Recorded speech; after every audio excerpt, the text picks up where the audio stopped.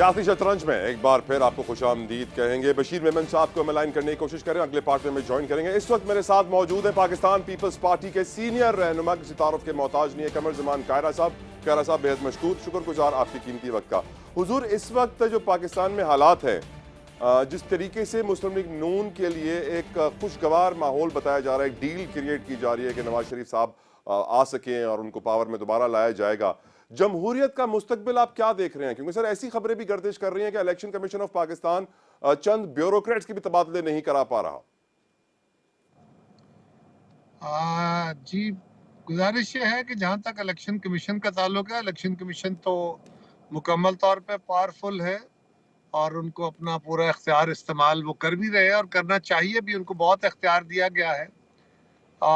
जहाँ तक ताल्लुक आला ब्यूरोक्रेट के तबादलों का है, मेरा ख्याल है ये सेक्रेटेरिएट में जो वफाकी लेवल के ऑफिसर्स हैं, इनके तबादलों का अगर डायरेक्टली ग्राउंड से ताल्लुक ना हो तो फिर इस तरह के तबादलों से भी एक अजीब सा माहौल पैदा होता है, उसकी भी शायद ज़रूरत नहीं है। लिहाजा एक बैलेंस होना चाहिए और जहां ज़रूरी हो वहां तबादले करा लेने चाहिए और इलेक्शन कमीशन मुकम्मल तौर पे बाइख्तियार है, वो बेबस नहीं है।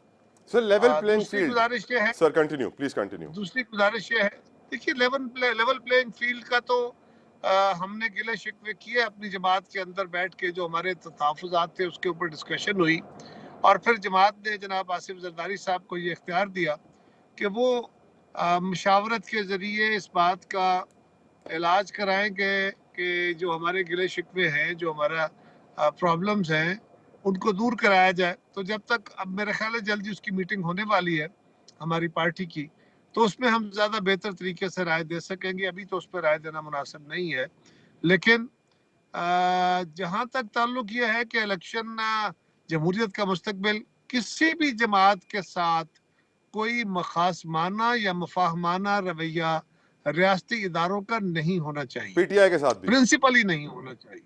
जी पीटीआई के साथ भी। जी बिल्कुल, पीटीआई के साथ भी नहीं होना चाहिए। पीटीआई के लोगों का, उनकी क़यादत का अगर किसी केस पे वो मुलव्वस है या उनके ऊपर कोई इल्ज़ाम है, उनके खिलाफ कोई कानूनी कार्रवाई है, तो वो उसका सामना करें, बिल्कुल करें। लेकिन उस जमात के वो लोग जो सारे अमल में शामिल नहीं है, उनके खिलाफ तो कोई मुखासमाना रवैया तो नहीं होना चाहिए। इदारों के अंदर जो इंडिविजुअल बिहेवियर है उसको मैटर नहीं करना चाहिए प्रिंसिपली। हमारे यहाँ नॉर्मली ऐसा नहीं होता, ठीक है, उसमें कहीं ना कहीं कुछ ना कुछ होता है, कुछ रवैयों के अंदर खींचातानी रहती है, हमारे साथ भी रही, माजी में भी रही।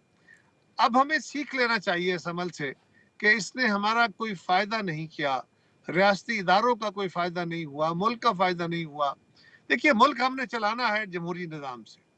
अगर आईनी तौर पे हम जमहूरी निज़ाम को चलाने के पाबंद हैं, तो फिर हम अगर उसको आधा तीतर आधा बटेर के तहत चलाते हैं, तो उसने भी ना माजी में काम किया है, ना अब वो काम कर सकेगा।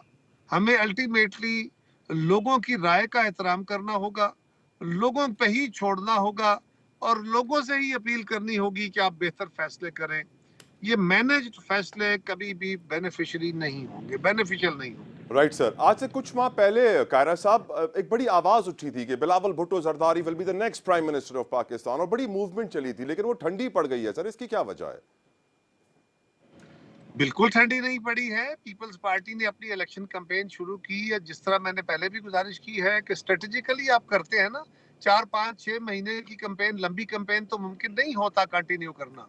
आजकल तो इतने अखराजात हैं कि वही मीट नहीं होते, फिर लंबे अरसे की कोई जमात भी ऐसी मूवमेंट नहीं कर रही। मुस्लिम लीग नवाज, क्योंकि मियाँ नवाज शरीफ साहब की आमद की तैयारियां कर रही है, इसलिए उनकी कुछ मूवमेंट थोड़ी बहुत है, वो होनी चाहिए, हम भी करेंगे। लेकिन हर जमात की ये ख्वाहिश है कि वो उसके क़यादत जो है, वो इतने वोट उस जमात को मिले कि उसकी क़यादत वो अगले वज़ीर आज़म बने, वो अपनी हुकूमत बनाए। पीपल्स पार्टी की ये ख्वाहिश और जायज़ ख्वाहिश है कि बिलावल साहब अगले वज़ीर आज़म बने। हम कोशिश करेंगे, हमारी पूरी कोशिश और तवज्जो होगी कि हम ये अपना टारगेट जो है जमहूरी तरीके से अचीव करें इंशाअल्लाह ताला, क्योंकि बिलावल साहब ने अपनी काबिलियत बतौर वज़ीर ख़ारजा साबित की है। जो लोग कह रहे थे कि वो नौजवान हैं, वो इतना तजर्बाकार है, सर काबिलियत से उन्होंने ज्यादा, साबित सर किया सर है। काबिलियत से ज्यादा मकबूलियत मैटर करती है आजकल, don't you think so sir? ये बात भी दुरुस्त है, लीडरशिप के लिए मकबूलियत भी बहुत मैटर करती है, लेकिन उनकी मकबूलियत भी है और काबिलियत भी है।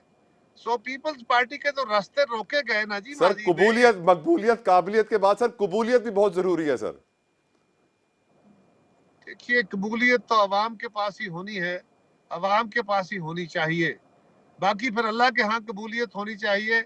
जहां हम कबूलियत के इशारे करते हैं वहां कबूलियत उनको भी नहीं चाहिए और सियासी जमातों को भी नहीं होनी चाहिए। और सर जो इस वक्त इशारे मिल रहे हैं, जिस तरह हम जानते हैं, खुर्शीद शाह साहब ने भी कहा कि निगरान हुकूमत में नून लीग के सारे लोग भरे हुए हैं, जो इस वक्त इशारे मिल रहे हैं कि नून लीग के लिए साजगार माहौल बना दिया गया है, they will come into power, उन इशारों को आप जवाब कैसे देंगे सर? उसके ऊपर मैं अभी बात नहीं कर रहा। मैंने अर्ज किया ना कि क्योंकि हमारा जो लेवल प्लेइंग फील्ड का इशू है ये उसी से रिलेटेड बातें हैं, तो इसके ऊपर फिर ये पार्टी डिसिप्लिन की भी वायलेशन है और अदरवाइज भी इमाम पैदा होते हैं।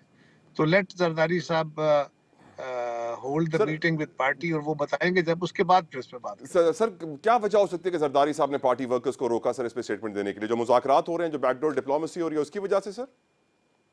जी नेचुरली, अगर आपने जमातों से, अगर आपने हुकूमत से, अगर आपने इलेक्शन कमीशन से, जहां जहां से आपको गिले हैं, आपको शिकवे हैं, आपने वो बातें करनी है, तो उससे पहले ही अगर आप खुद सारा कुछ पहले ही तोपे चला बैठे तो फिर फायदा क्या? सर जरदारी तलखी बढ़ जाए तो फायदा क्या? सर जरदारी साहब को ज्यादा वक्त नहीं लग रहा, पहले तो वो एक रात में सारा माहौल बदल दिया करते थे। मैं इस पे समझता हूँ कि अभी कोई ऐसा वक्त गुजर भी नहीं गया, अभी इलेक्शन में काफी वक्त बाकी है। हाँ, वो बड़े तहम्मुल और तदब्बर से काम करने वाले आदमी हैं। वो यकीनन जो वक्त ले रहे हैं वो उसकी जरूरत होगी। यानी आप भी कह रहे हैं पीपल्स पार्टी इस वक्त किसी किस्म के प्रेशर में नहीं है और बहुत काम और बड़े सब्र के साथ इस वक्त फैसले किए जा रहे हैं। That's right sir? जी, प्रेशर तो जो भी होंगे, मैंने अर्ज किया, तो उसके ऊपर मैं अभी जिक्र नहीं कर रहा, यानी प्रेशर है क्योंकि ये जरूर। इसका ताल्लुक मैंने कहा मैं उसका जिक्र नहीं कर रहा, उसके ऊपर कमेंट नहीं कर रहा, क्योंकि इसका ताल्लुक फिर वही लेवल प्लेइंग फील्ड वाला इशू है जिसके बारे में मैंने वजाहत की है।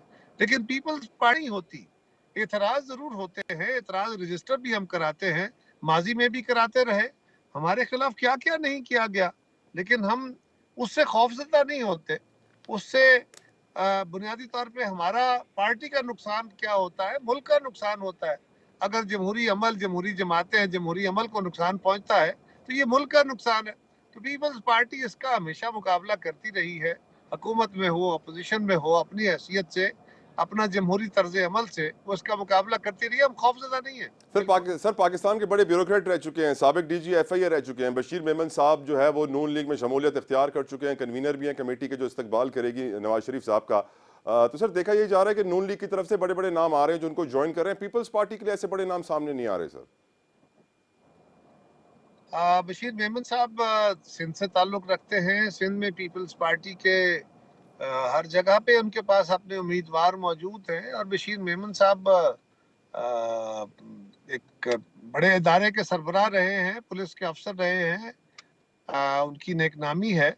लेकिन मैं समझता हूँ कि एक सरकारी मुलाजम का किसी जगह आ जाना वो कोई बहुत पॉपुलैरिटी की अलामत नहीं होता। पीपल्स पार्टी के पास भी लोग बहुत सारे आए हैं, अब पंजाब में भी लोग हमारे पास आ रहे हैं, आएंगे और भी आएंगे, इंशाल्लाह देखेंगे आप। सर ये बताइएगा एक इंपॉर्टेंट क्वेश्चन, जिस तरह हम देख रहे हैं आज पाकिस्तान की तारीख में पहली बार कौमी एपेक्स कमेटी में आर्मी चीफ भी मौजूद थे, वजीर आजम साहब भी मौजूद थे, चारों सूबों के आईजीज भी मौजूद थे, चीफ सेक्रेटरीज भी थे और बड़े फैसले किए गए, तारीख साज फैसले किए गए। आप कैसे देखते हैं सर इन एक्शंस को?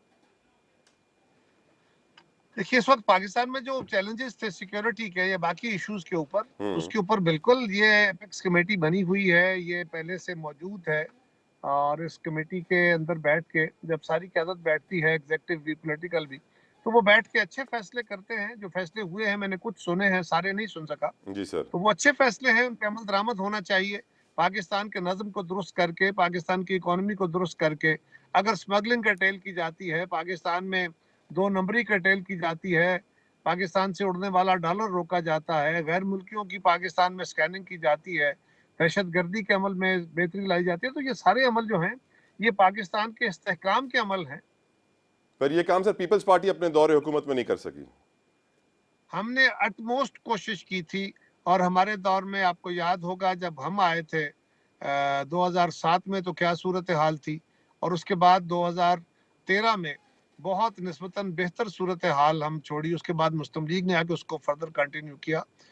इसी तरह इकोनॉमी कहाँ खड़ी थी पीपल्स पार्टी के दौर में, जब हम आए थे तो ना खाने को गंदम थी, ना चीनी थी, और हम सारी चीजें बाहर से मंगवा रहे थे एक जरी मुल्क होते हुए।